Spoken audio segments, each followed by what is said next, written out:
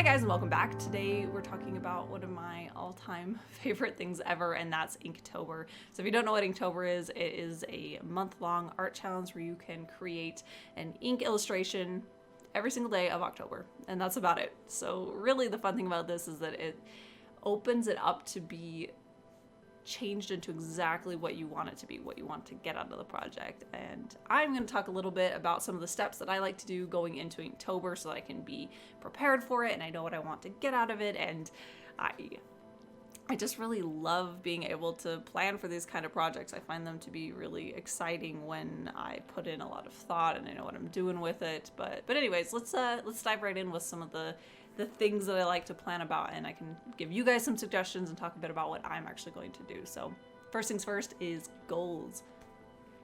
So I do think it's really important to have goals in mind when you go into a larger art challenge like this, because really Inktober was actually founded on the goal of getting better at inking. That was what the original artist Jake Parker wanted to get out of it, and that's what he started it with. And for a lot of people, that's it. That's what they want to get out of Inktober. Maybe you just want to get better at inking, and knowing that will help you make better plans for everything else. But if, say, you have a goal where you want to get better at, say, drawing the face in line work, then that's another goal. You can make sure that the work that you're doing throughout Inktober ties into that. For me, I actually realized that I love being able to create one cohesive project, something big, something that can become a book, which is what I have been doing for the last couple of years, and I will be doing it this year too, so if you're interested, stay tuned on my channel for more information about that. But yeah, I love being able to have something that feels like this one big thing where pieces connect to each other.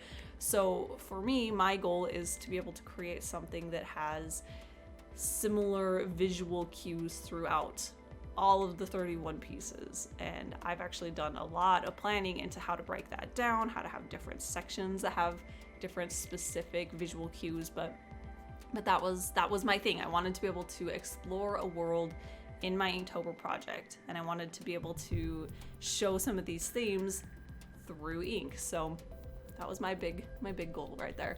And being able, again, to know what your goal is, it allows you to choose exactly what subject matter you'll be working on, or if there's no limit on subject matter, which really opens things up.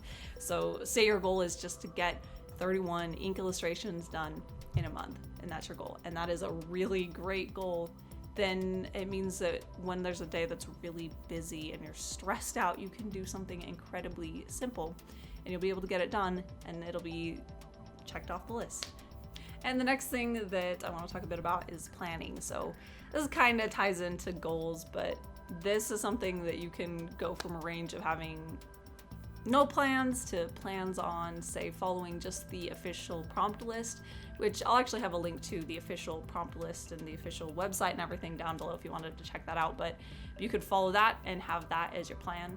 Or you could have everything thumbnailed. You could have everything sketched out before Inktober. That's actually what I'm doing this year. I'm going to have everything thumbnailed, which I have already done, and then I'm going to have all the sketches refined. That way, when it comes time to October time, Inktober, I can just pull out the sketch for the day and complete it. I can do all of the ink work and finish it.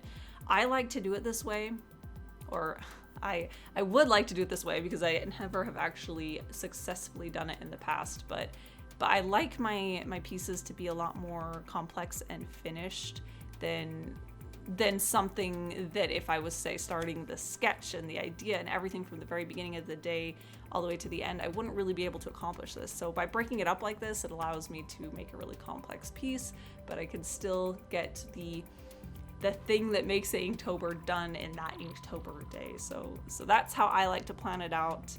And because we're just shy of a month away, I think hopefully I'll be able to have all the sketches done. I have all the thumbnails done, so I know everything that's going to happen. So yeah, I think it's a great idea to just sit down with your list of goals and figure out how planned you want to be. So that depends on what project you want to have at the end. If you just want to have a sketchbook with a sketch on each one and you know the prompt list, then you might just be ready to go. If you want to have, say, themes that you're going to illustrate, then you might want to even just have a word list of ideas to go off of.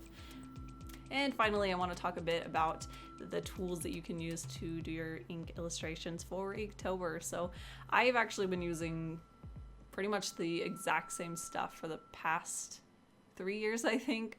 I found that I like them the best. They help me to produce the best work, the smoothest and the quickest possible. So I personally like to use hot press watercolor paper because it is very smooth, which is great for doing the line work, which is of course one of the key features of the illustration. But it's also watercolor paper, and I like doing the ink washes on top of it. Actually, I love that part, so I needed to have a paper that would help support that. Now, if you're doing, say, just line work, then maybe Bristol board would work perfect for you. If you're doing line work and markers, then Bristol board probably would be good for you, or whatever marker paper you like to use. I also love using microns for my line work. They've been my all-time favorite line work pen.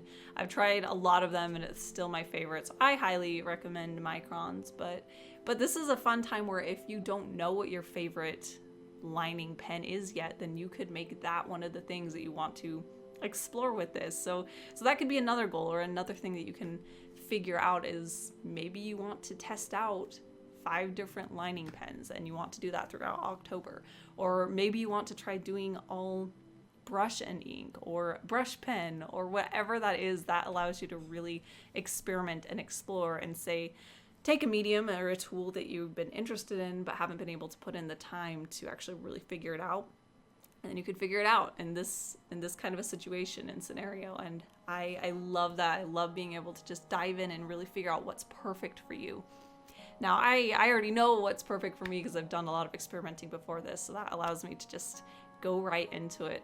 I also use a bottle of, I think it's just India ink, black India ink, that allows me to mix in some water, but it's also, what I use is waterproof once it's dry, so I love that, so I can build up a lot of different layers without disturbing the texture that I've created below. And I love creating this like really rich textured effect with the watercolor. Not the watercolors, the inks that I'm applying like watercolors. I don't remember which one I bought for this year, but I will also list that down below if you're interested in all of the tools that I'm using this year. I'm also using a mixture of mostly Trekell brushes. They're my all-time favorite brush brand. I really adore them, but I have a mixture of their golden Taklon brushes and the Kolinsky brushes. So it's also a fun time if you're planning on using any water medium to of course break out your brushes, figure them out, play with them, have fun with them, see which types of brushes you like the best or which ones achieve the best results with the other mediums and tools that you're using. And I think that's about it for today. I would love to hear from you guys down in the comments. What are some plans that you have for your Inktober? What are your goals that you're looking forward to achieving, or at least trying to achieve? I think that's really when it comes down to it, just giving yourself credit for even coming close to trying something like that is a big deal. And I think we sometimes, when it gets into Inktober, I see this a lot from other artists where they may not be able to accomplish the whole thing, or they weren't able to accomplish some of their goals, and they're really hard on themselves for that. But really, I think the beauty in this is that it doesn't have to be a 100% success for it to be successful, for it to be something that you learned from and achieved something and got better at and enjoyed and had fun with. But like I said, I think that's about it for today. If you'd like to see some of the progress that I'm working on as far as some close-ups of my thumbnails and the sketches building up to Inktober, make sure that you are a patron over on Patreon, because that's where I'm putting all of that stuff early. But also, if you want to watch the videos for my Inktober's coming up, make sure to be subscribed to my channel and hit that bell notification so that you can get notified when I start putting up Inktober videos. I'm really excited about that. But yeah, I think that's it. I will be at FanX, very quickly. I will be at FanX this weekend from the 5th to the 7th at table 10-4 in the Artist Alley. So if you want to find me there, I'll be there. I have my new enamel pins and some new merch as well, or mostly just new prints. But anyways, that's it. So thank you guys so much for watching, and I will see you next time.